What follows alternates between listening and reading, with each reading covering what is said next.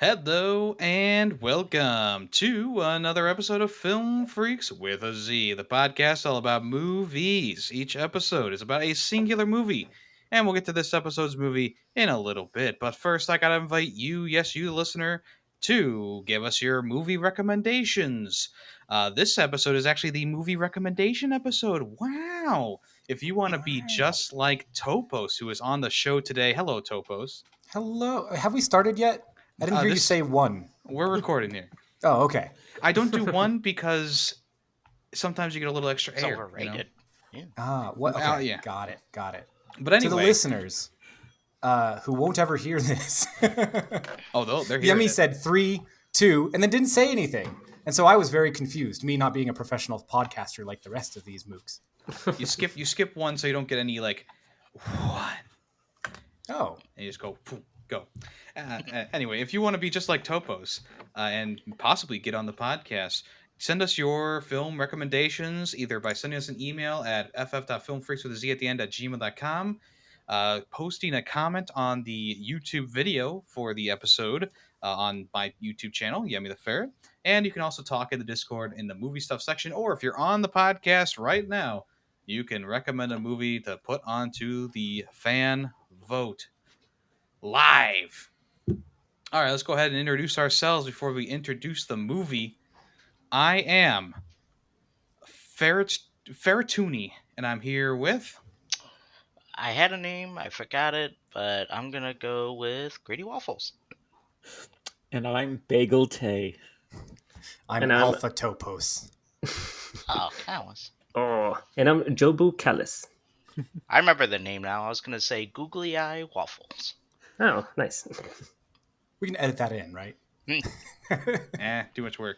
Yeah, too much work. Get it right the first time or not at all. Yeah. Googly Eye Waffles. There we go. Well, the general question is, how is everyone doing today? Doing good. Doing all right. Yeah. Some Doing great. back pains. Not gonna lie, Yemmy, it's been a rough week.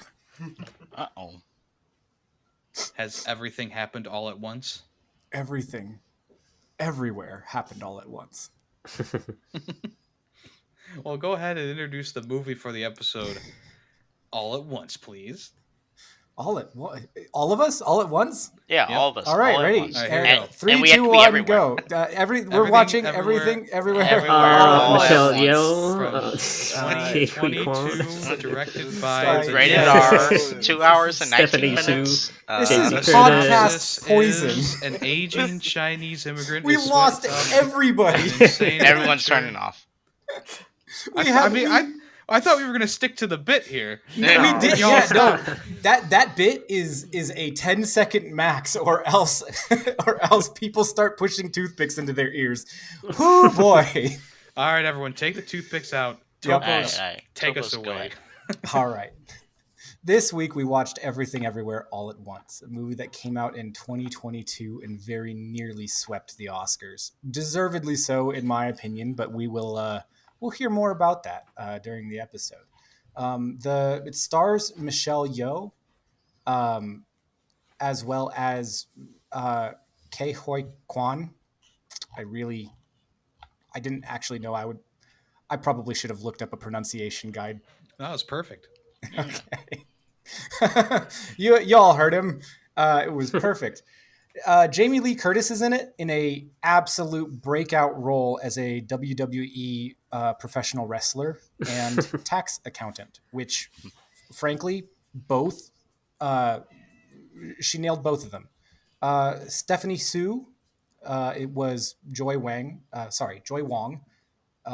Evelyn Wong, the main character of the movie's daughter, and Ke Huy Quan was Waymond Wong, the husband. You might remember Ke Huy Quan from other fairly famous movies, such as, which Indiana Jones was he in? Temple of Doom. Temple of Doom. And Goonies. Yeah. And the Goonies. Yeah. It's good to see him acting again. And yeah. The movie itself has a plot. Summarizing it is in some ways difficult and in some ways very easy. sort of about the midlife crisis of a woman who has made the worst decision at every single decision point in her entire life, and has become, in some ways, incredibly happy because of it. In another sense, it is a movie about a multiverse incursion where the main characters must band together to defeat an otherworldly evil in the form of Wong the Conqueror. No, wait. Jobu Chewbacca. I was trying to do an Avengers bit there, but Kang and Wong don't actually rhyme. Yeah, the movie is broken into two parts and an epilogue. The first part of the movie is the setup, where Evelyn learns how to reach out to other universes and connect their consciousnesses with hers, importing their memories and skills to become something like an incredible fighter, one of those chefs at fancy restaurants that chops things up and then shoots things into your mouth, which has always been a weird experience.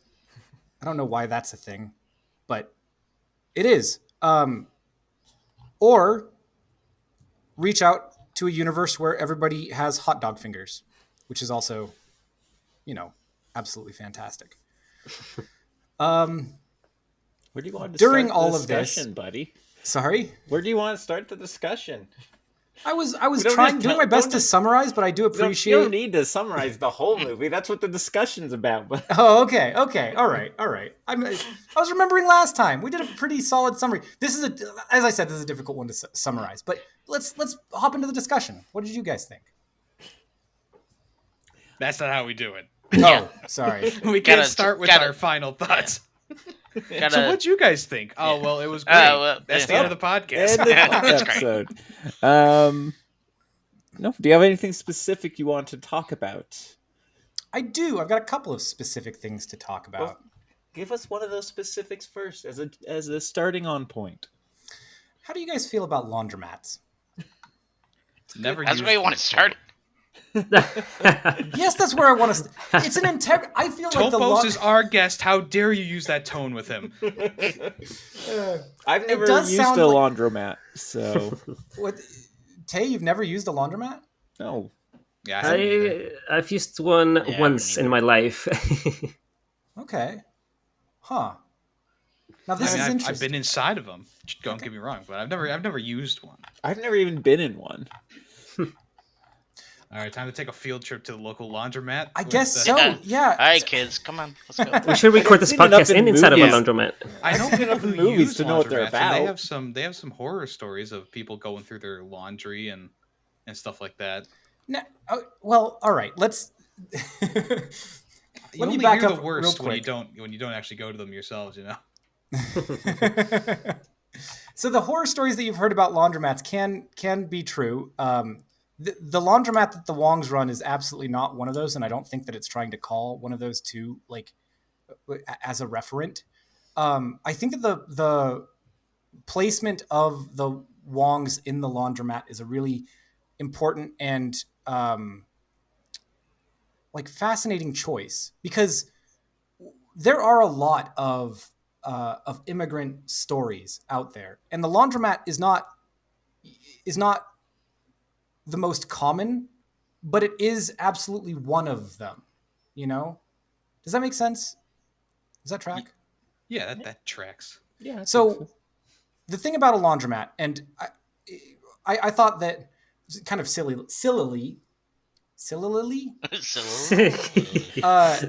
was silly of me to think this, but I thought that laundromats were kind of a universal experience, which, of course not. That doesn't have to be the case at all. I have spent a lot of time in laundromats, and the thing about it is that it is absolutely possible to have a bad laundromat, and it's absolutely possible to have a good laundromat. And the difference is the people who run the laundromat, along with the people who use the laundromat. It is often, in fact, almost always, a place where community is created and generated. It's where the poor people go. This sounds. Keep in mind, I was one of these poor people. It's where people go to. People who don't have very much money, obviously, go to, like, do something that's necessary, but also to like talk to each other and meet each other and get to know their neighborhood. It's why having a Chinese New Year party at a laundromat is not actually a weird thing, even though it is kind of weird on the face of it, and why a whole bunch of the people who got invited actually showed up. It's actually a really sweet and poignant way to start it. That's why I was asking about the laundromat. It's interesting. I never thought about that. And I've always lived close enough to my parents' house that I would just do laundry over at their house. Yeah, there was a time where I probably could have used a laundromat. Yeah. But yeah, my parents live too close, and it's a good excuse to go over there and just hang out for a couple hours, then go home. Yeah. Yeah, I never used one either, but I'm thankful I never had to. So if you if you ever have to take ever want to take a field trip to the laundromat, take a look at the bulletin board. With depending on where you are, the notices are going to be written almost entirely in Spanish or in Korean or Japanese or Chinese. Very few English notices on those boards. There's not usually going to be an attendant, again, depending on where you go. I think, when was this movie set? I mean, it was set in 2022. yeah, it's like Yeah, I thought it was set present in day. current It time? did feel kind of. Well, they Yeah, said it. it also They said felt at some retro. point that like I think during the auditing they mentioned the date, Okay. if I remember right. So that kind of makes it even more interesting that the laundromat has live attendance. I guess it's a steam cleaners too. I don't know. Well, they also live above it, so Right. Yeah. The thing that kind of stood out to me about the laundromat, as I might be repeating myself here, but positioning Evelyn Wong not just as a matriarch of her family, but as a participant in growing and creating a community around her and trying to navigate between the worlds of business and hobbies and tradition and culture and motherhood, and like all of that coming to a single like red hot point in a single moment that kickstarts the events of the movie. I thought that the laundromat was a good way to sort of provide a backdrop for it. It's also like the most normal place you can possibly be. Yeah. Definitely the most normal out of like a bunch of the other universes we see. Yeah. Have you guys done taxes recently? Every Yes. Yeah, of Yeah. course. Have to. So my wife handled it this year. Though I usually do handles it myself. Like I don't Yeah. never take it anywhere. I just do it myself with one of the software available. Yeah. But my wife, like I said, my wife does most of it at this point. I usually help her like input my information, but Do y'all find doing taxes kind of weird? Like, yes, it's the done. government has a number They already know. that they already know, but they're not going to tell you. You have to figure that number out yourself. And if you get it wrong, you go to jail. Yeah, it's so dumb. Now, position that absurdity against the idea, like against the added difficulty of having English as a second language, and against the added difficulty of like not being tremendously familiar with American bureaucracy. And it starts to be kind of sinister in a way. Like the systems are actively hostile to Evelyn Wong and Waymond Wong and Joy Wong. They just are, The world is mean to them. I thought that Welcome was to America. I don't know if it was mean to them, but the way they prescribed it is just like she just kind of sucks at everything. So does it's suck at just like, everything, too. was it her? Like, sounds like it was her fault though. I wouldn't say they were mean. Just like it was Evelyn just sucking, I guess.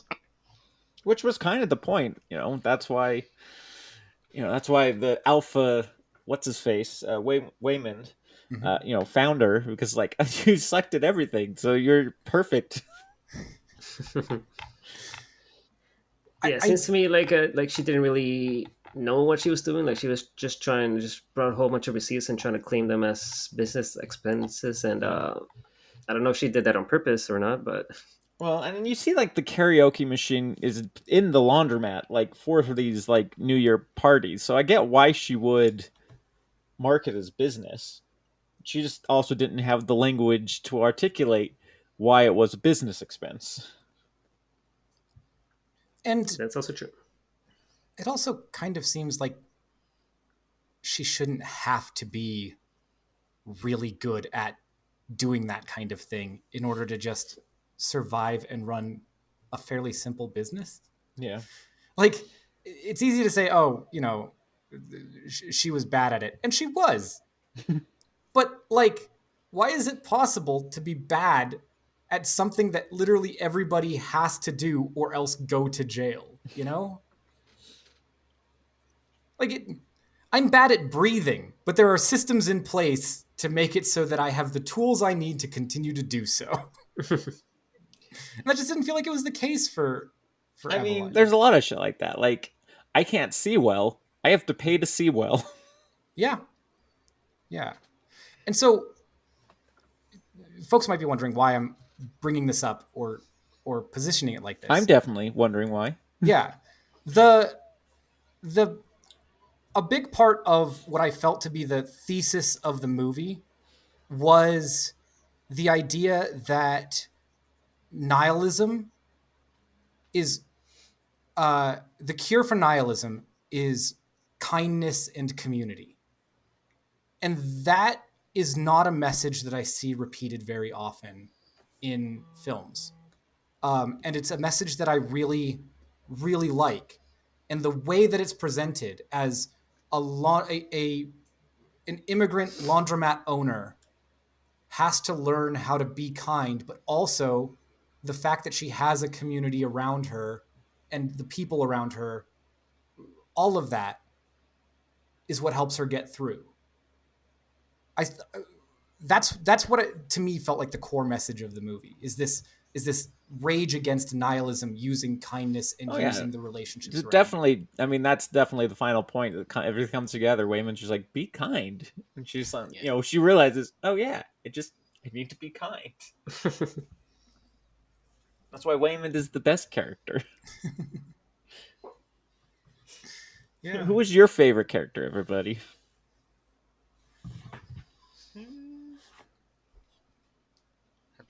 No one's got a favorite character. I'm trying to think. I mean, obviously, I think Waymond was the best in my opinion. Which Waymond? Not Alpha Waymond. Alpha Waymond was a dick. All alphas were dicks. No, I think a regular kind of goofy Waymond was the best. But Deirdre is also like pretty cool. She's pretty fun, a fun character. She's definitely a fun character, but I don't know but she's also kind of a bitch. Not in the hot dog universe. Not in the hot dog universe. That's true. Not in the regular universe either. She's an IRS tax accountant who gets paid to bust people like Evelyn. And she gives Evelyn not just one extension, but like several. And then walks her through how to make it all work together patiently and clearly, even though she is very clearly impatient at times. I really liked the morphing Deirdre from a kind of like who's that evil lady in Harry Potter? Oh, Umbridge. Yeah. So Deirdre to me started out as Umbridge, and by the end of it, it was like, no, she's nothing like Umbridge. Yeah, for sure. I see that. I don't know. I like the dad, the guy in the wheelchair. It was cool. Gong Gong? Gong Gong? Like Gong Gong. Gong Gong? You like Gong Gong? I like Gong Gong. Gong Gong was pretty cool, especially his mech wheelchair at the end there. Yeah, the one that just Oh, you like pizza Alpha joint. Gong Gong? It had a fax machine on it and a coffee pot. God, the sets in this movie were amazing. Yeah, and it was like a relatively low budget movie too, for all the stuff they pulled off. Really? Huh. Could've I'm gonna fooled hold on. that. Let me get information on that. Keep going. Go ahead. Well, Callus, you didn't tell us your favorite character. Yeah. Oh, I'm gonna have to go with Waymond. Yeah, Neiman's just great. Which Yeah. one? Oh, so the budget's only 14.3 million. Put that in context for us folks who don't actually know how much movies usually cost. Big budget movies like action movies are usually cost like 100 to 200 million. So Yeah, think 14 about is your like very low Marvels, number. Your DCs, those are like in the 300 millions, you know. Yeah. Oh, yeah. Wow. A lot of it was camera tricks, or like they didn't have to build a giant set. They could kind of have it be a bit more, focused on like the laundromat. They could just rent out the laundromat, the office building, rent out an office building, but also like there's a lot of like the flashing lights and stuff like that, the camera tricks. I mean, all really well done, but I've seen that it's because of a TikTok, but I saw how they do they have like a rotating light on a wheel that goes around the person's face that changes color. Yeah. And that's pretty low budget. All you need is like a tire wheel and a light, and there you go. You have that effect happening, which always looked really cool. Or just an LED like ring light that just spins. Like I'm talking low budget here. We got the a ring light bicycle tire. cost like $20. You got $20 to drop on lighting? The only CGI thing was probably the bagel stuff, probably, right? Yeah. The think bagel so, stuff yeah. definitely was. It did seem like they were judicious in their use of like the expensive stuff. Well, if you think about 10 years down the road, 20 years down the road, this movie's still going to look really good. And it's because they gingerly use CG, and they mostly used a lot of practical and choreography and stuff like that. Yeah. I mean, there was a couple of times where I was like, "Oh, that's a little rough," but it wasn't something like major. Well- it was like Evelyn was doing a couple of kicks, and you could tell she was using like being roped, like on a swing or something, Yeah. And usually like when it was her, Evelyn, like, and the kind of like flying backwards and all the backgrounds changing and stuff, like that was a cool effect, but it didn't look like, I don't know, it's hard to explain. Like there's times I saw it and I went, that's a practical effect, but I don't know what They really liked dolly zooms, like the one that they used in Jaws. They did that a couple of times for Evelyn. Is dolly zoom the right term? Where it looks like the background is like shooting away while the camera gets closer to the face. You guys know what I'm talking about? Yeah. I don't know if that's the right name, but I know what you're talking about. I mean, Tay went to film school. Man. Yeah, come on, I Tay. did. Yeah. As he googles it. Yeah, so it's been forever since I went to film school. Yeah. The dolly zoom is commonly used by filmmakers to represent the sensation of vertigo, of falling away from oneself feeling, or a feeling of unreality. They did love that. Yeah. Thanks, Wikipedia. Okay, so it is called dolly zooms. Yeah. I was like, I think it is dolly zooms. But yeah. But yeah, I noticed like they use like a lot of like, I don't know what's the word for it, like just wiring, I guess, where they're just kind of gliding. You can tell like how slow they were going. They're just like on a string. Wires, but it wasn't nothing make or break the movie. It had that Matrix charm to it, I thought they might be playing that up for the aesthetic and for the homage more than like because they couldn't afford better. Although both can be true. Like in the ones where she's a martial arts master, that happened a couple of times, but the entire aesthetic of that was Crouching Tiger, Hidden Dragon kind of thing. Which also had Michelle Yeoh in it, right? Did it? It did, yeah. Oh, Yeah, Huh. Michelle Yeoh is in a lot of like kung fu movies. Cool. I recognize but at the same time, you are right. It can be a little bit like belief breaking at some points where you're like, oh, this is clearly a movie. I don't know. Maybe I'm making justifications for it. Like, oh no, they meant to make it look like a movie at that point. Wah. Yeah. I don't know. I was enjoying the movie, so I didn't really notice that kind of stuff. Just because I was more, I don't know. I just didn't really notice like anything like that Greedy's talking about, where like you could tell that they were on. I don't know. I maybe just because I was just so engrossed with the movie, I didn't really care, or maybe it's because I really didn't notice because I was like so interested in just what was being shown, because the movie's not just the action. I mean, compared to like The Matrix, I already mentioned it once. It's like 25% action, 75% character growth, and you know, and kind of goofy, wacky scenes. So even though you could say like, oh, this is like an action movie, like it's kind of like gingerly put in there, which I actually enjoyed a lot because that made the action scenes stand out more. And when the guys are shoving things up their ass, it really stands out because it's like that's the middle part of the movie. That's like the second action scene in the movie. Yeah, definitely a lot of character growth, and even from characters that like you weren't expecting. Like I wasn't expecting to get a little background story from the accountant. Like I don't know if you guys felt the same, but I was not expecting that at the end.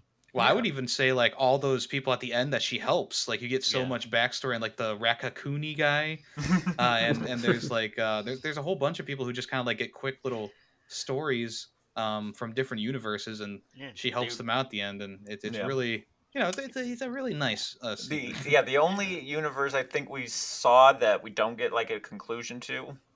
Oh, actually, there's two. The sign flipper one, we don't get anything about them, but it's just like they were a sign flipper. It's fine. Yeah, we didn't get enough of that universe to care. And then we never see how like the original universe ends. That is the true. alpha. Yeah. No, not the alpha. Like the one we started in. Yeah, because it switches over to It switches over to what would have happened if she hadn't punched the the accountant. Yeah. Where they actually throw the party. I don't know where could that. I mean, I think that one universe was kind of ruined. Yeah, well, like the black hole bagel showed up, and that's my theory: is that whole universe kind of got sucked into the bagel. I don't think so. I think that the reason why it didn't flip back to that universe was mostly a narrative conceit, right? Mm-hmm. The universe with the like accountant where she didn't punch the accountant, like the denouement of talking to her daughter, all of that happens there, and it's that framing device that really like pulls the movie away from multiverse and regrounds it again, which is another part of the point. I think that Joy says, so what, you're just gonna ignore the rest of the universes? And Evelyn's like, yes, because I want to be here with you. And that's when Joy figures out that she can just ignore the rest of the universes too, which was like, yeah, okay, I'm going to be here with you too. And it's like, I liked it. Yeah, also definitely good. It's definitely good. Plus, Wayman got stabbed in that other one. We don't want to see the ending where he passes out and dies from blood loss or something. It was in the kidney. He'll survive. Yeah, he's got two. Like, might have been in the liver. So the point that you guys were making about all of the characters, even like the really minor ones, getting backstories, particularly like kind of suddenly all at once at the end. All at once. Yeah, most of them. Yeah. The thing that I really liked about that was that it was in direct contrast and opposition to the idea of a lot of action movies where you're just beating up faceless people, faceless goons, right? Yeah. And in this one, it's like No, each and every one of them has a face. Each and every single one of them is human. We're all human. We're all in this together. And you've also seen them sprinkled about in the movie too. Like the big nose lady, the Ratatouille guy. All of them have been there, kind of in the background.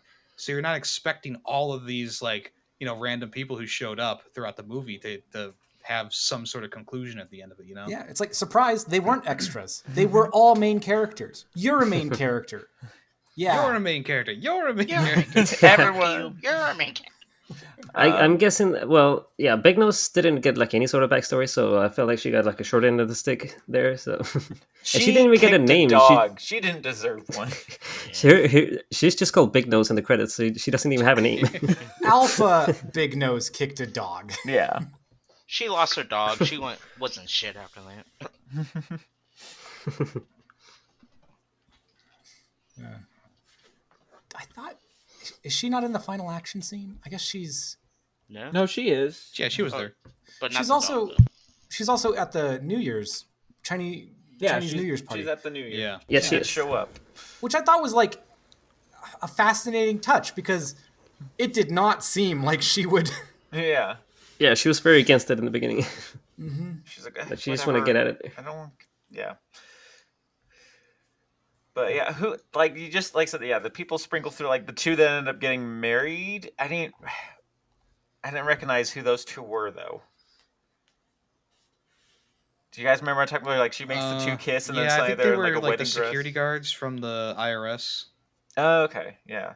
And then there was the one guy with the beard who was talking about his wife's perfume or whatever. Yeah, so he just got sprayed with perfume and was just like, "Oh, I'm happy again."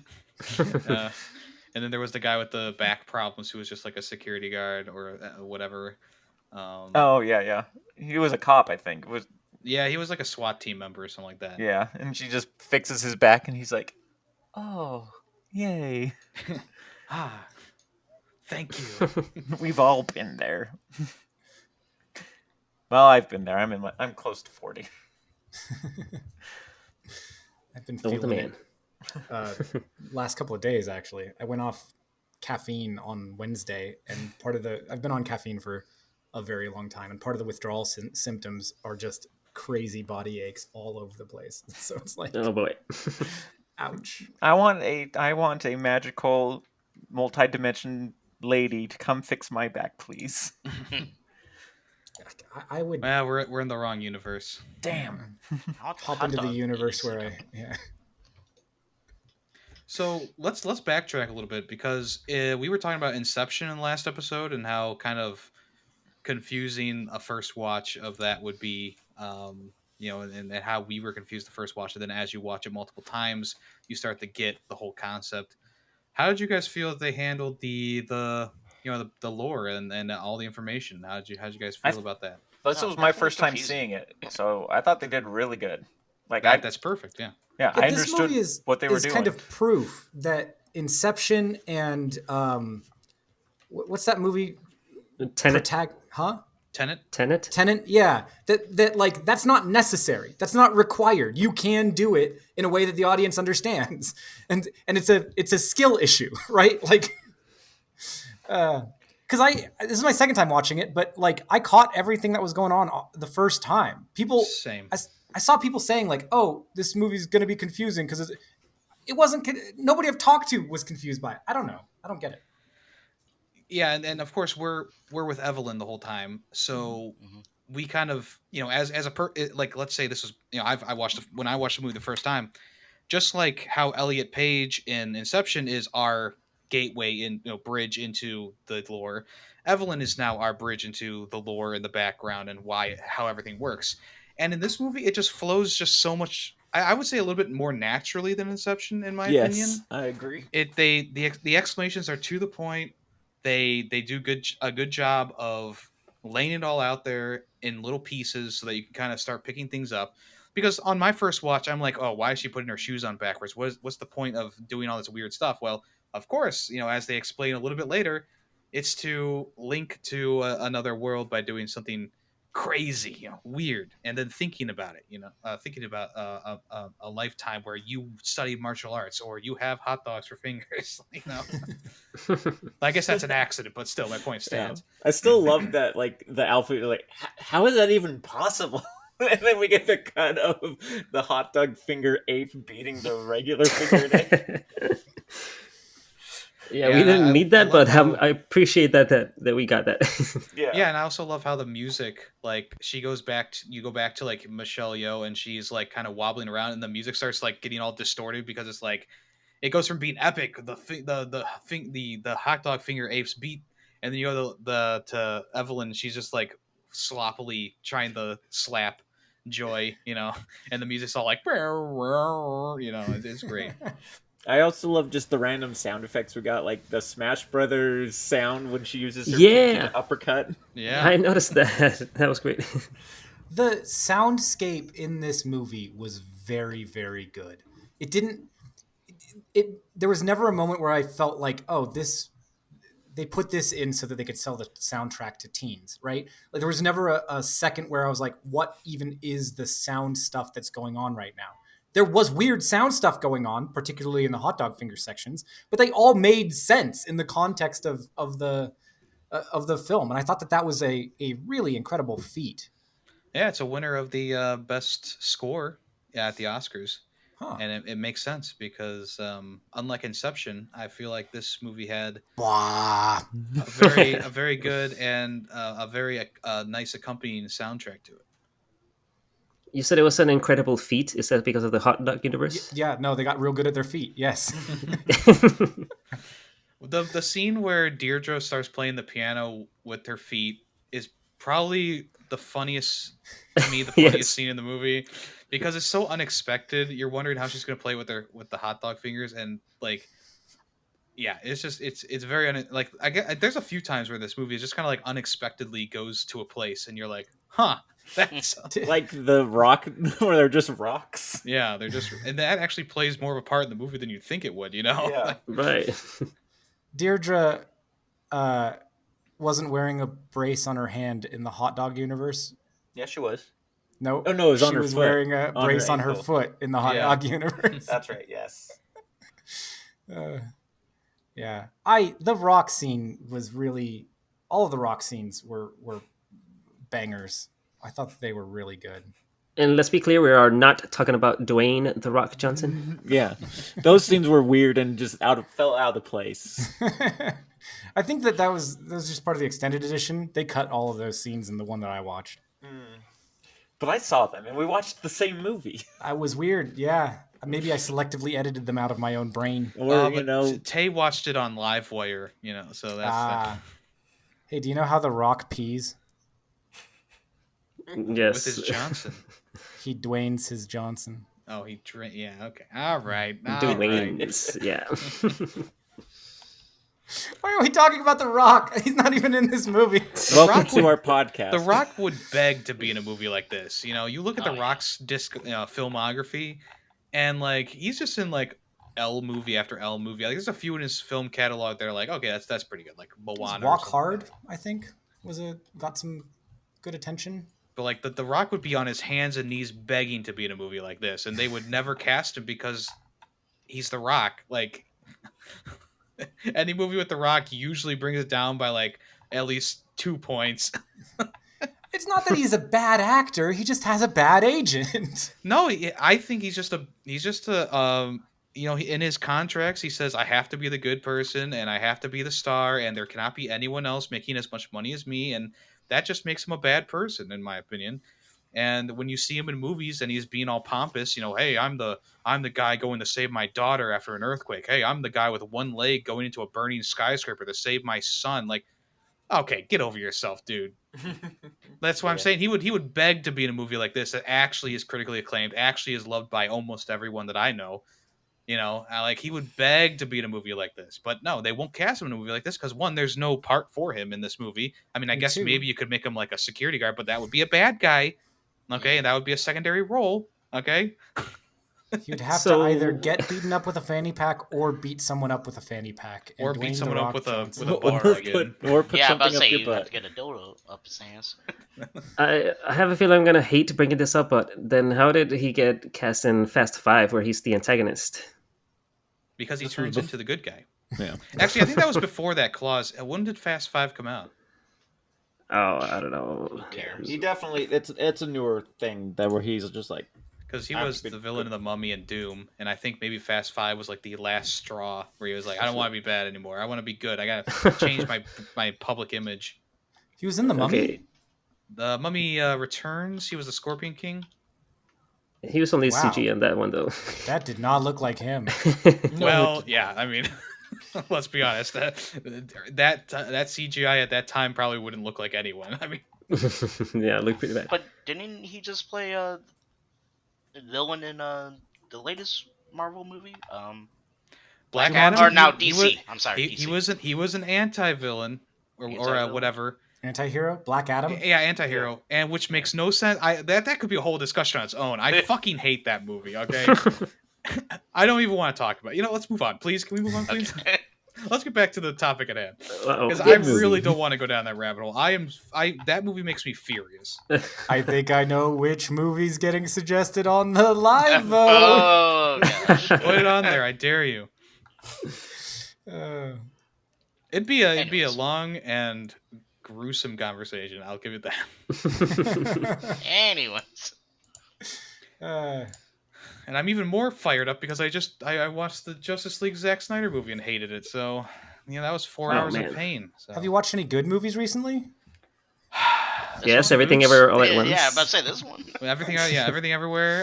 Well, I yeah, watched. but- Inception. Yemmy, now we can't trust your rating on this because it's against the backdrop of absolute pieces of shit. Oh no, I watched The Evil Dead Rise recently. That was pretty good. Oh, okay. I watched All Quiet on the Western Front recently, which was Do really you good. like Renfield too? Yeah, I liked Renfield. There are good movies that I've watched in between the Okay. bad ones. I was sick a few weeks ago, and I just had I had nothing to do, so I was like, I have 4 hours. I can watch this piece of shit, and I did. So there you go. There Yeah. you go. Anyways, Anyways, Back to everything the- everywhere all at once. yeah. So, what did you guys feel about have you guys, there were some depression allegories in this movie that I thought were interesting and hit kind of hard. Did you guys see any of those? Yes. Yeah, all throughout the daughter. Yeah.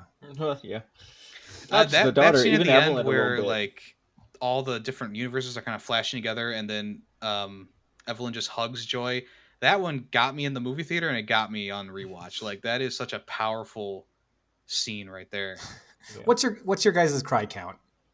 How many times did this movie make you guys cry? Well, I didn't cry, but I felt Yeah, I it. didn't I felt like that moment kind of gives you like those sadness chills. I don't know what you want to say or what you I want to call it. can't be the only person with some points on the board on the cry count for this one. Anybody else? No. No, cry. I usually get teary eyed, but I don't usually cry with stuff like this. Yeah, I wasn't. I will say I was a little. There was a tear welling up in my eye, but All right. I did not shed the tear. I just blinked it away. The misty-eyed count is He rubbed his eye slightly- and it was gone. That's misty eye would be one. I wasn't even on the misty eyed. I'm a monster. Yeah, I was Tay is Yeah. emotionless. I am. B and Tay apparently are. Yeah, How it's, good. This I'm movie not got me alone. like 4 times. really. Some of them in parts where I didn't really expect it. Like, What was the other 3 times then? well, all right. So the in another world, in another life, I'd have loved to just own a laundromat with you. Like that's just a fucking gut punch. Like, and it's something that it spans realities and messages and ideologies in such a beautiful way. It's like, look, success is not a suit. It's not a being an expert kung fu artist or a master actor at her debut film. Success is pure and simple happiness. And Waymond sitting there going like, yes, it's clear that you have everything that you wanted, and it's clear that I have everything that I wanted, and yet here we are. Neither of us have anything we want, right? Like that got to me, and that was really, really good and really sweet. Yeah, that was also that was a powerful moment, definitely, and well written. I mean, holy shit! Like the whole movie is really well written. I mean, I think it won the Oscar for Won so many Oscars. best original screenplay, so which obviously it deserves wholeheartedly. And that is one example of just several scenes that just hit home, or hit hard, Yeah. It won what, 8, 10 Oscars or something like that? 1, 2, 7. 3, 4, 5, 6, 7, 8, 9, 10. 10? Oh, Wow. IMDb says 7. So. Best Picture, Best Actress in a Supporting Role, Best Actor, Best Director, Best Screenplay, Best Film Editing, Best Supporting Actress. Wait, did I already say that? Supporting Actor, Best Original Score, and Best Costume Design. That costume design. Oh, was those. on point. Oh, yeah. Hold on, those were all nominations. It won 7 out of the 11 nominations. Why does it lie? Google lied to me. So I was right. Well, I said 8. Well, that's. Anyways, it doesn't matter. That's all regarding the Academy Awards. Well, it did deserved all the awards it was nominated for. that's So, true. yeah, you know what? Now that I think about it, Black Panther won Best Costume. Jobu Tubaki had some fire looks. Yes. She Yeah. was serving. Yeah. Oh man. Sometimes literally. That tennis outfit, mwah. Well, that's that scene before the tennis outfit where she's like turning people into confetti and shit. Like that's like your really first taste of true action in the movie, and it's like really on point with the choreography and the camera tricks to make it look like people are turning into confetti or they're coughing up like different things. Like, goddamn, They beautiful. did do the fanny pack scene before then, so Oh, that's true. yeah. But like, And the wrestling was before that too. It was Deidre as the That's wrestler. true. oh yeah. I'm getting my scenes mixed up. Then, yeah. Well, it's still stand out. Well, I mean that kind of all is up, one up action to scene. that. Yemmy, I kind of get what you're saying though, because up to that point, all we had seen was like kind of even ground, slightly uneven ground action scenes, and then Jobu Tupaki starts like just very, very clearly is this is not a villain that is going to be like defeated with fighting. Yeah, eviscerating the competition. Yeah. There was no chance anybody even had the smallest bit of opportunity to do anything physically to Jobu Tupaki. And so it shifted the entire focus of the movie away from like how powerful can we get by jumping multiverses into the realm of like, all right, what is this this phenomenon's problem? What's the root? And can we address it some other way? I thought that was good. I thought that was beautiful. It was a good way of changing the entire movie, which the movie does several times. There's a couple of times where it just like twists, and you're like, this is not what I was watching 2 seconds ago. Right. Yeah. Yeah, another surprising twist to me was the fact that Alpha Gong Gong became the bad guy, like suddenly, and like his Yeah. whole Alpha crew. Yeah, he spoke perfect English in that universe. Like, what happened there? That was He went to America with his daughter. He didn't immediately go like, I don't want anything to do with you. He's like, all right, I'll come with you to America.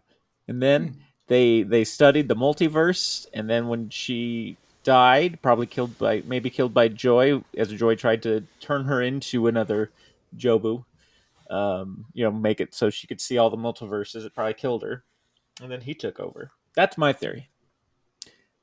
That's supported in the text. Yeah. We only get like Makes sense. a little bit of stuff around what happened in the Alphaverse, which I thought was good because like when it comes down to it, the Alphaverse was the like More our like Betaverse because they all get because they all lose. Oh, got him. The Elder got him. yeah. Well, that like when it comes right down to it, the Alphaverse is the antagonist in the story. The Jobu Tupaki comes from the Alphaverse, right? Yeah. Alpha Waymond, who I don't think that Tay and I explained why we think that he's a dick, but he is a dick. He's not a huge dick, but a little dick. Yeah, He's not as bad as Alpha Gong. yeah. And yeah, Alpha Gong coming in and being like, you either have to kill your daughter or I kill you and your daughter. It's like, Jesus Christ. Yeah, when he pulls out a gun, you're not expecting that when on your first watch, like, because you've seen Gong this whole time. He's been slumped over in a wheelchair, but how many times do you think Alpha Gong took over just to kind of peek in? Like, I feel like it must have happened a lot since he had all that stuff on him. I think that the way that I interpreted it was that after the fanny pack fight, Alpha Waymond and Evelyn run away. And they leave Gong behind. Yeah. Leave Gong behind. And that's when Alpha Gong jumps into Gong and just starts collecting things around the office to make his wheelchair into a motorized wheelchair, and somehow finds a gun. Well, I mean, those IRS agents probably had guns. They dropped a lot of guns. Yeah. Oh yeah, one of them had guns. Yeah. Oh, maybe that's the gun. Like, one of them had a gun. Okay, you know what? That fucking tracks. I didn't even think about that. But that's how tight the movie's written. It's like, it's probably the same gun. You were playing chess. Gong was playing. You were playing checkers. Gong was playing chess. They fucked that up. Gong was playing Go.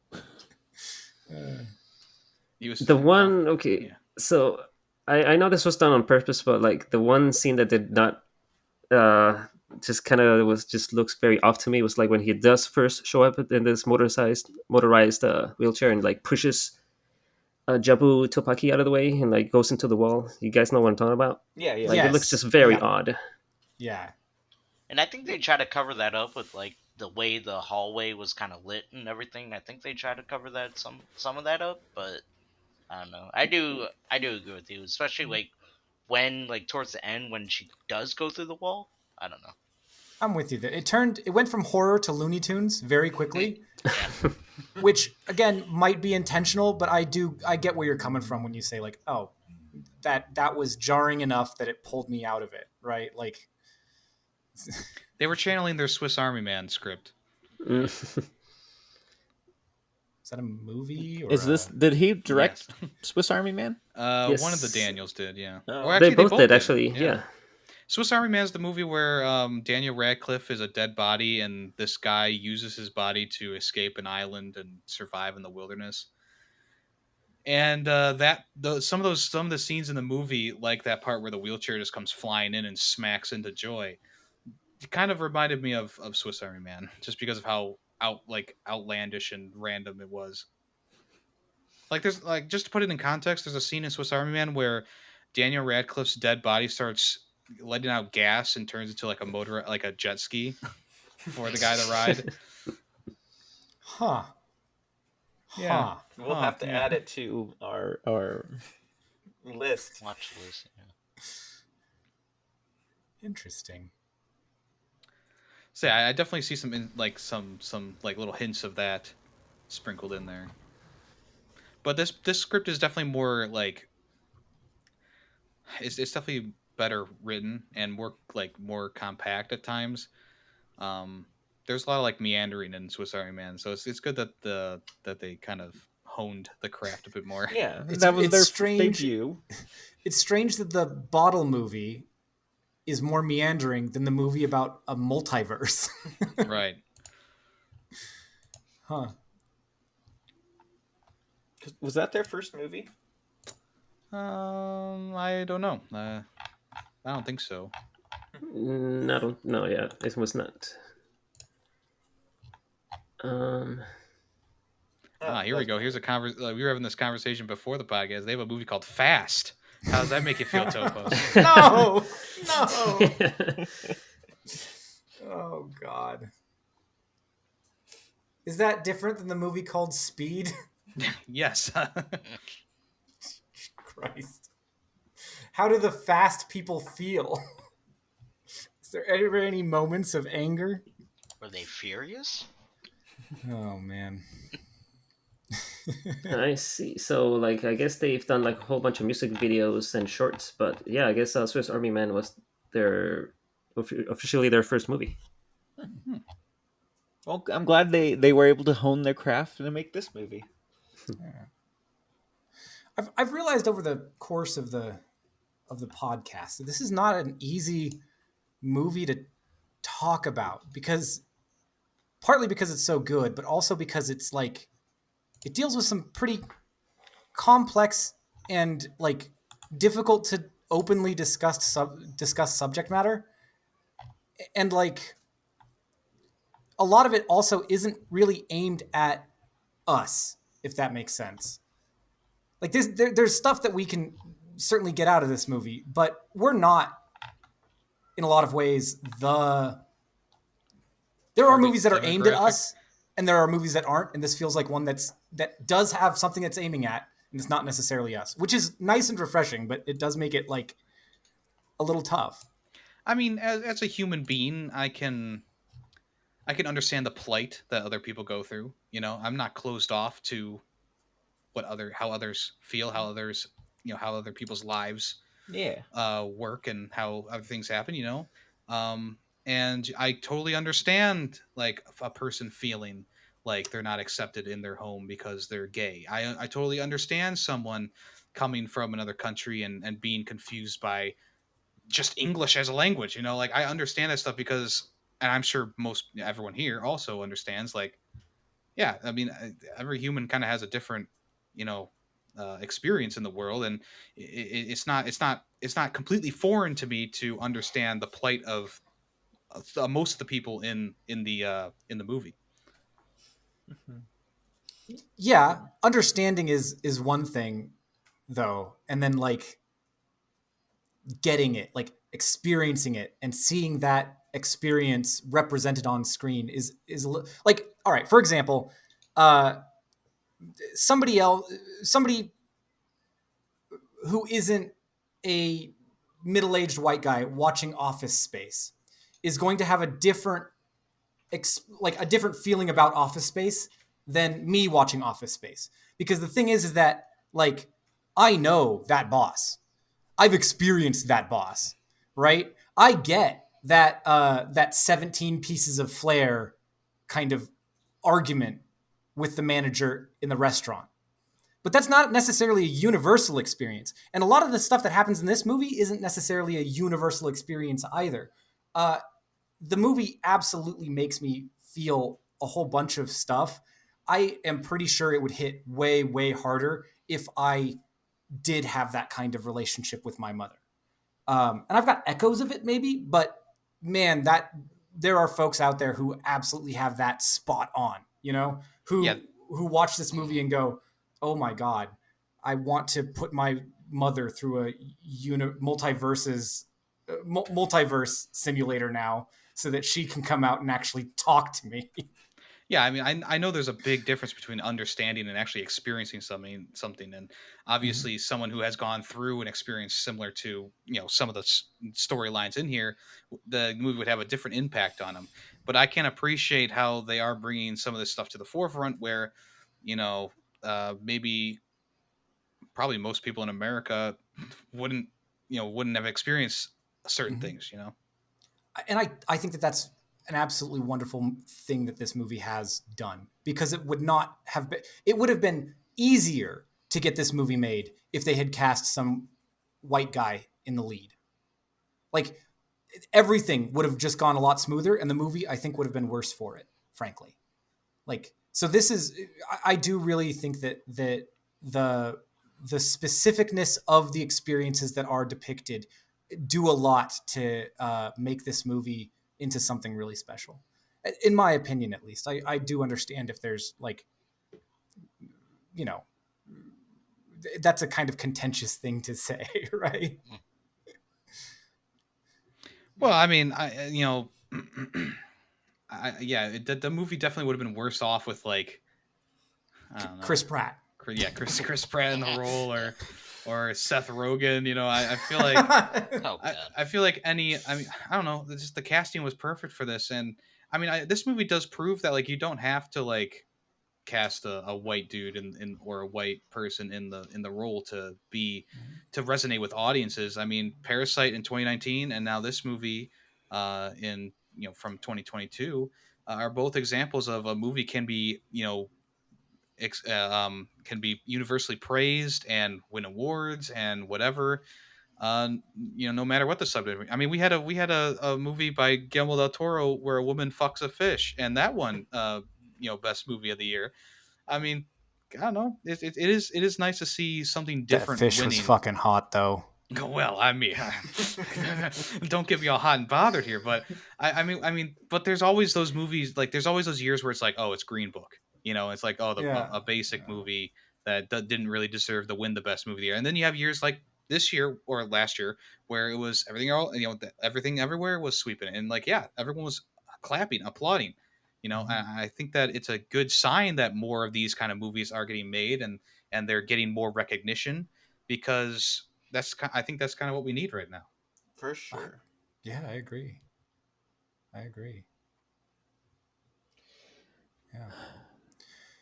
Well, what did we think? Is there anything else anyone wants to add before we go on to final thoughts? I think I'm good. I'm good too.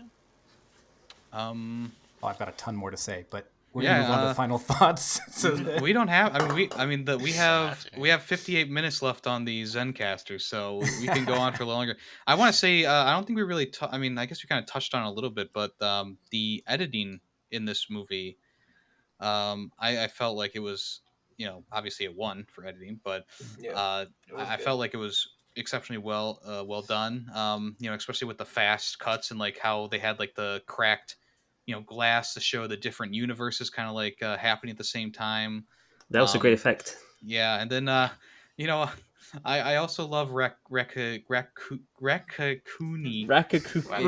visualized in a puppet form. Like it just puts a smile on my face so to see good. Raccacoonie. I love that she's talking about Ratatouille, and they're like, "You mean Ratatouille?" And then we actually get. And then the scene where she reveals the hat, and it's. Yeah, it's the raccoon. Was it a rat? Yeah, it was a raccoon. Right? Yeah, it was a raccoon. I like that. I like that the raccoon was like, she's seen too much. She must die. It just went straight to murder. Like Remy, the lady sees Remy and it's fine or whatever. Yeah. The movie continues. The raccoon is like absolutely top tier shit posting. That's what a raccoon would be like. Like she's seen too much. Oh no, I can't control my hands. He's gonna make me stab you. She does save him at the end. Well, yeah. That's and I love how like in that universe the raccoon talks and like no one bats an eye. It's just a normal occurrence in that universe. And they just put him in the pest control vehicle like he's just a normal animal, We can't start asking those kinds of questions. The whole thing will fall apart. But yeah, I love the editing, and like, how long it must have taken for those editors to piece together every different scene. Like, there's some scenes where like when Joy is like moving her hand to like change what character she is, like that's like 5 or 6 different shots of like, here she is in the street with this outfit on. Here she is in the concert hall with this outfit on. It's crazy. It must have taken forever for them to edit this movie together. Yeah, when they did like the flash of all the different evidence, like near the end, that was probably like 100 different evidence that were like just flashing rapidly, and that we just got like a single frame of. Right. Yeah. It's like in ice skating, you can do a really simple routine perfectly and not get very many points for it. These editors picked a crazy hard routine and also knocked it out of the park. Yeah. Not an easy movie to edit, and it was edited well. That's tough. Yeah. Good call out on the editing. Way better than Bohemian Rhapsody. Oh God. And that won an Oscar couple years ago for editing, so It did. Yeah. Oh, the Academy's in shambles, boys. But they're getting on the right track, Although they seemed, the Academy seems to be like the more edits in a movie, the better the editing. And this one just had a lot of edits, a lot of quick edits. So that's probably why it won. I mean, it deserved it. Don't get me wrong, but it's probably why it won over everything else because there was just so many cuts.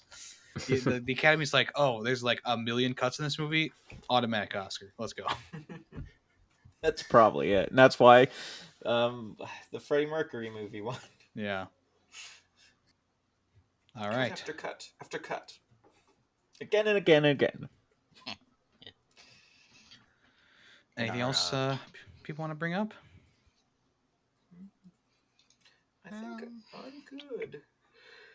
That was a good movie. It's a good movie. You should watch. If you haven't watched Everything Everywhere All at Once, you guys should watch it.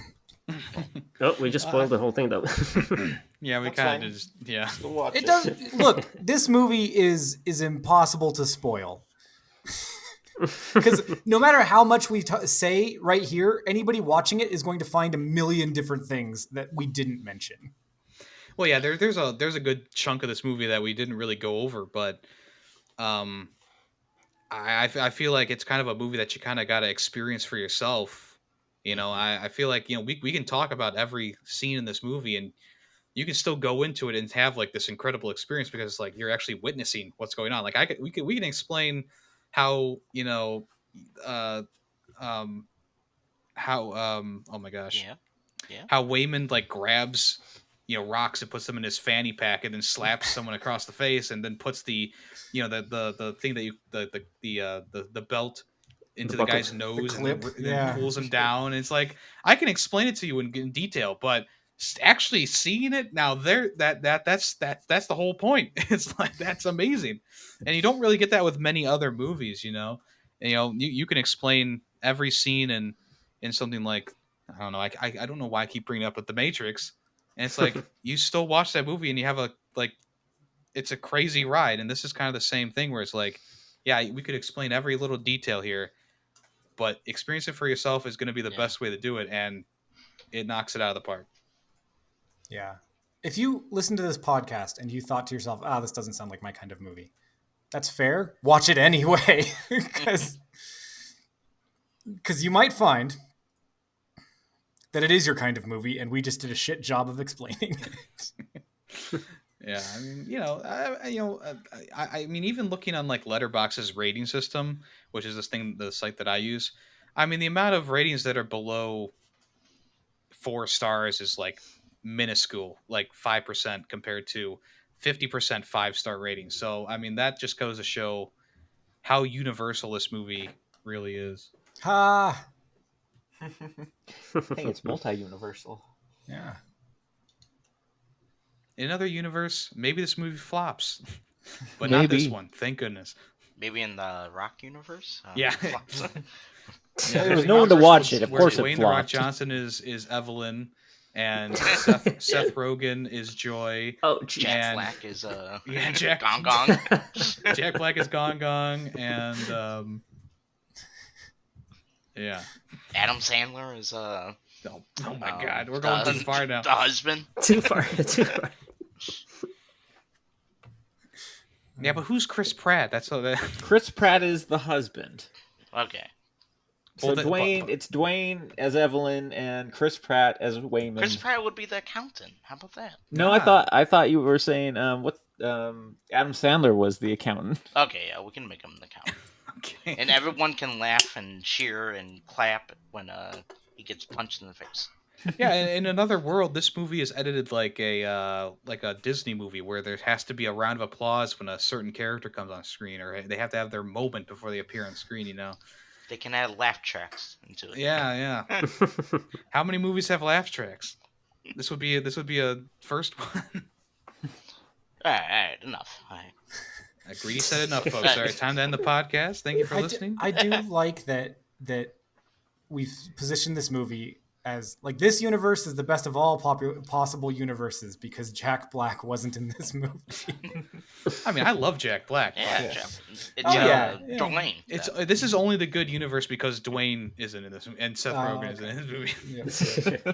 Seth Honestly, Rogen as you know the what? son. I know he's completely the wrong race and ethnicity or whatever, but Jack Black as Gong Gong might have been kind of cool. I don't know. I'll take credit for that one. No worries. People who do deep fakes make it happen. That's all. Yeah. Or don't. That's fine to leave that one in another universe, frankly. Don't listen to them, deep fakers. This is what we need in this That'll universe be right in now. the Bagels universe. The bagel. Guess so. You know, All this right. movie does kind of make you. I guess it doesn't make you stay up at night thinking about it, but like, I kind of, you kind of think of all the decisions that you make in life, and like, oh, how many different universes could there be just from my life in general? Oh, Like so how many many. decisions, like making the decision to play trumpet instead of violin or something like that. You know, like Just a decision of should I go to McDonald's or Wendy's creates one. yeah. It just kind of makes you think, you know, like how many major decisions have I made, and how many small decisions have I made to affect the multiverse, you know? Yeah. Well, what's great That's- is you would create two separate universes if, like, for the McDonald's Wednesdays, they're the exact same universes except for you went to a different place for lunch one day. Right. Unless you show up at a Wendy's or something and they're getting mugged or held Food up. poisoning. Yeah, it was Yeah. part of it. It was the cumulative effect of small changes, right? Yeah. The butterfly All effect. I wanted is to go to Wendy's and get the four for I just four. wanted You know? the 4 for 4 The and I Biggie got Bang. shot. Yeah, I find it pretty interesting, you know. Like there was a moment in my life where it's like I could have chose choir over band. Like how Yeah. different would my life have been if I had been a choir student instead of a band student? I think it'd be pretty different, honestly. Yeah.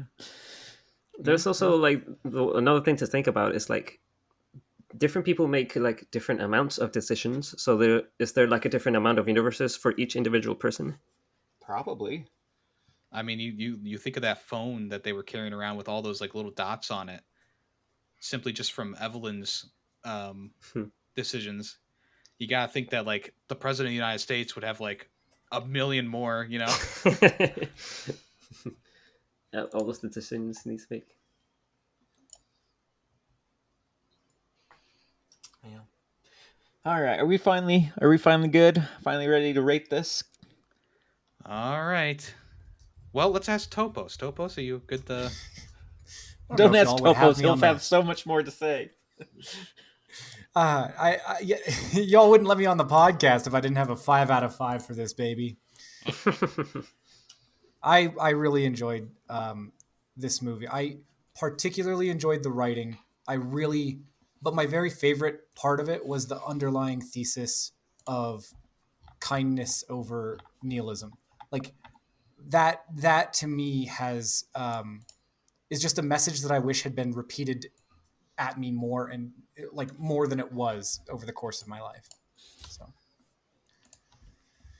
yeah, 5 out of 5.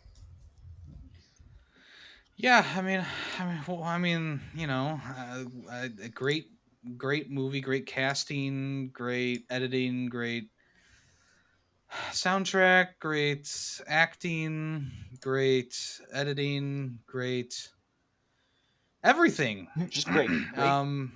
There's really nothing that I can point at and be like, wow, that's a big negative or that's a little negative. Like I love the whole movie and just the experience of the movie in general. And it's got a lot of great, powerful moments in it, and it's got a lot of fun moments in it as well. I feel like it's a catch-all. You know, it's got great action. It's got some funny scenes in there. It's got some really serious scenes. It's got some really good character growth in there. It's everything, everywhere, all at once. And yeah, it's a 5 out of 5. Watch this movie if you want to watch a movie, but you aren't sure what movie you want to watch. Because it's got it all. Yeah, I agree. Everything was great. Everywhere was great. And it was all at once, which was great.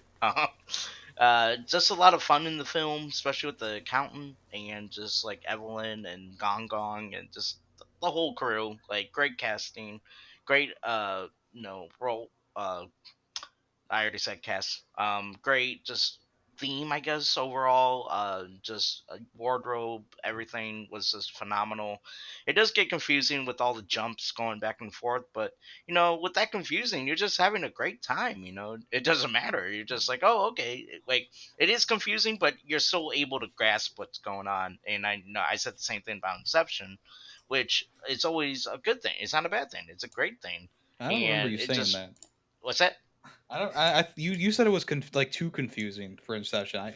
I just re-listened to the episode the other day.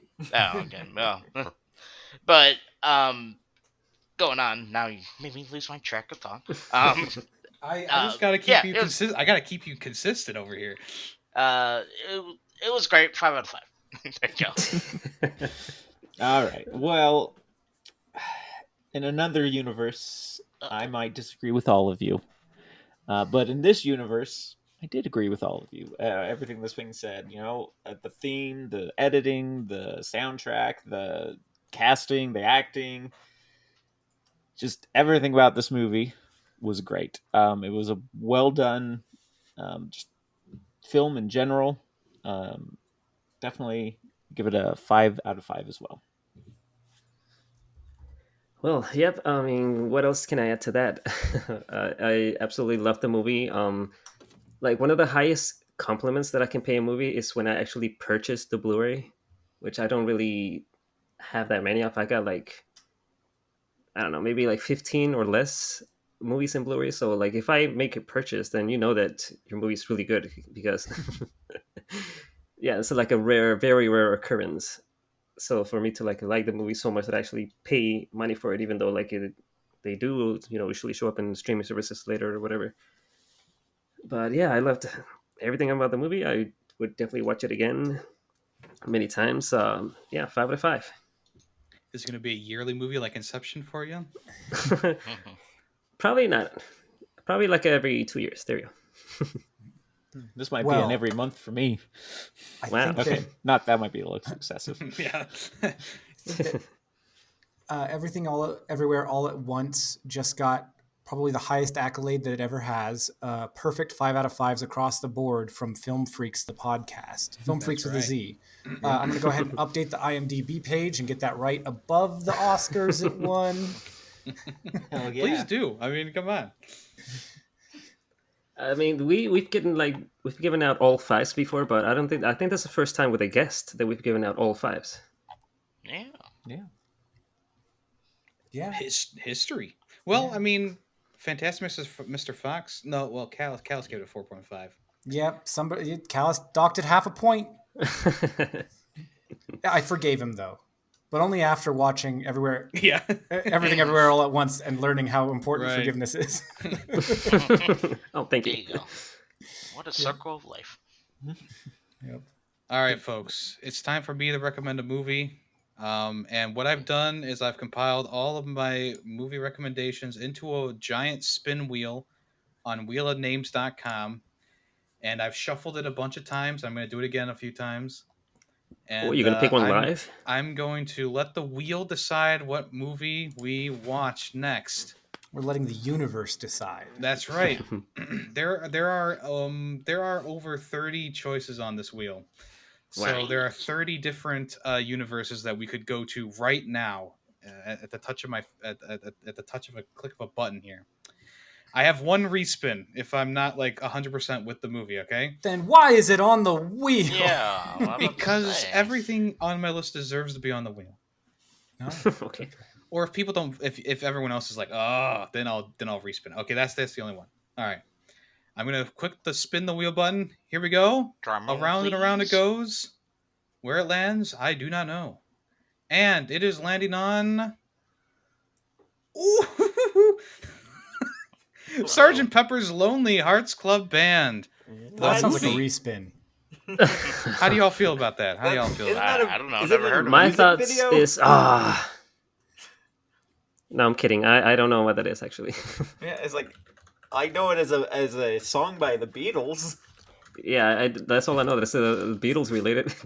That's all I ever know. But hey, this is what the podcast is all about: is watching movies. Seeing movies. It's okay. I'll say we can watch it if it's easy to get. Yeah, that is also true.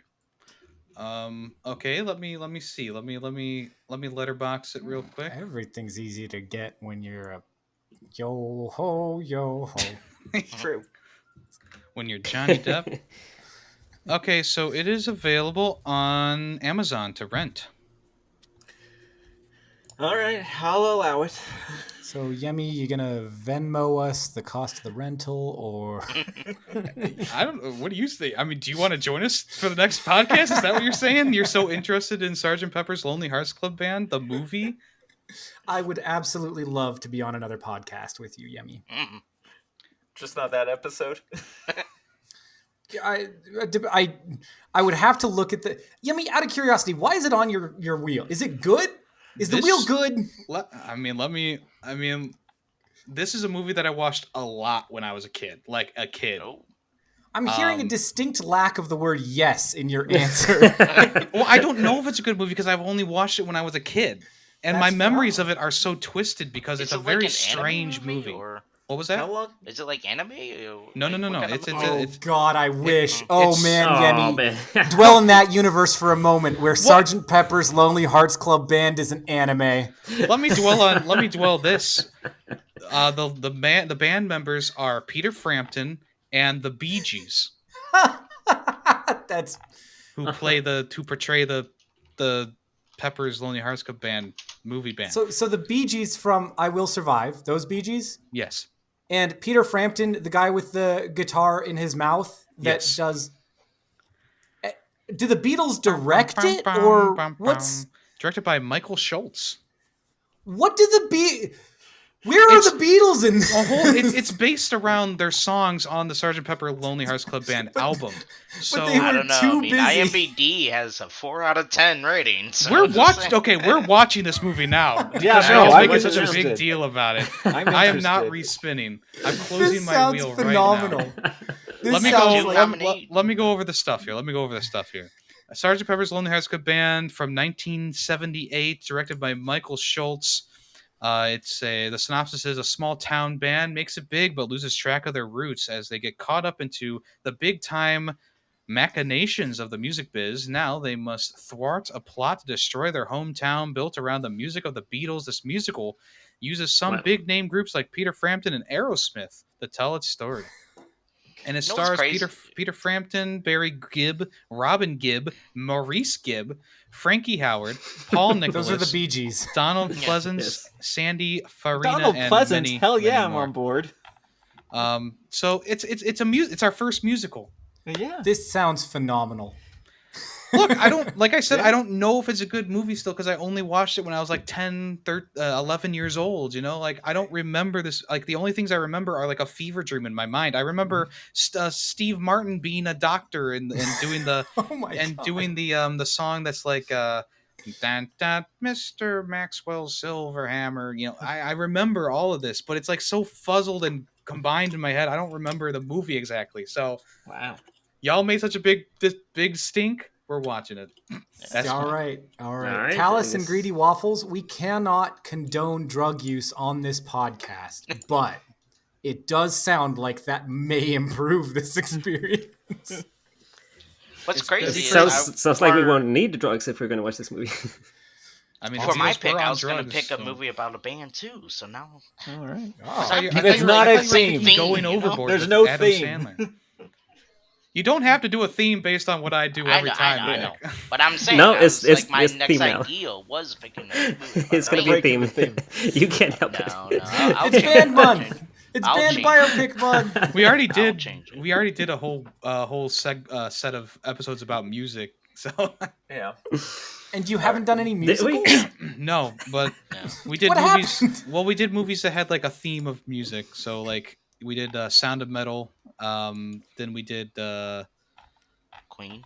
Bohemian the Rhapsody, and then Queen movie. Tay did Scott Pilgrim, and then Callus finished it off with Unleashed. So Nobody did This Is Spinal Tap? Nope. no, but I mean Good this one, movie though. kind of has the same vibes. I believe. Seems like it. Yeah. Look, I mean, look. This podcast is based around recommendations. Yes. And all right, let's go. We're gonna watch this movie, We're gonna and watch Yemmy, Right? I think that picking up listen to sarcasm Topos. that's not here. This sounds like a phenomenal movie to watch. Whether it's a good movie or not is sort of irrelevant. Not Well- part of the point at all. All right. I'm excited. Before we sign off and everything, though, I do have to ask Topos, do you have another movie you want to add to the fan vote Oh, here before we we go. forget that? Ooh, let's see. Spinal Tap. Yeah, Spinal you know Tap what? is good. Throw This Is Spinal Tap on there. Okay, I haven't actually watched it all the way through, but my cousin, who's exactly the type of guy who he sounds like, often quotes Spinal Tap at me against my will. So it'll be nice to get some context to the quotes. My baby fits me like a skin tuxedo. I want to sink her with my pink torpedo. Here's the funny thing about Spinal Tap. They released a second album in like 2013, Yeah, I remember. and a resounding thud. A resounding thud. It was. But It yeah, I doesn't added it work on there for you. twice. Yeah, it's yeah. like repeating the punchline to a joke It's a because flash in the everybody pan. laughed the first time. Yeah. So anyway, if you want to join the conversation or listen to the next episode about Sgt. Pepper's Lonely Hearts Club Band from 1978, please watch the movie before the next episode airs in 2 weeks. We'll come back in 2 weeks and talk about this movie. I don't know. I'm kind of excited now. I'm really it'll be fun. excited. You got me excited now too. Yeah. Cool. Alrighty. Well, Topos, thank you so much for coming on this episode and talking with us. I do appreciate that. Is there anything that you would like to shout out while we're here? Michelle Yeoh, I think, just for being a super good actress. I don't have any plugs at the moment. Tay and I often stream together, but that has been a touch on hold because of medical issues on his end and now on my end. We may again soon, possibly by the time hopefully by the time this episode comes out. You can find us at twitch.tv/Taymation Studios. We also do Adventures in Natures, which, again, now that the hip thing is fixed, hopefully we can get a lot more of those cranked out, which will be good. That's about it for me. That's where I'm at. I'm only on this show because I'm a good friend with Tay, and I have loud opinions. But I look forward to love seeing... your loud opinions. I think they're some of the best opinions. Thanks. I'm sad we weren't recording the Fast and the Furious title rant. Well, maybe if Callus or whoever ever says a Fast and Furious movie, we'll get you on for that. Ooh, I have considered it a lot. He almost he did a joke about Tokyo Drift not too long ago, so we'll see. Fantastic. But that's me. Yeah. Thank you very much for having me. It is always a fantastic time. It's a pleasure. Well, we appreciate you taking the time out of your day to join us on this adventure. Let's go ahead and say our goodbyes, unless anyone else has anything they want to say before we end the show. Just the usual. Be sure to clean your ass Thoroughly. Clean it. You need to, guys. Come on. Right on. Thank you for that reminder. I am Ferret Tootie, and I've been here with Googly Eye Waffles. Bagel Tay. Jobu Callis. And Alpha Topos. and this has been Film Freakz with a Z. Thank you for listening. Bye-bye. Kisses. Bye. Bye.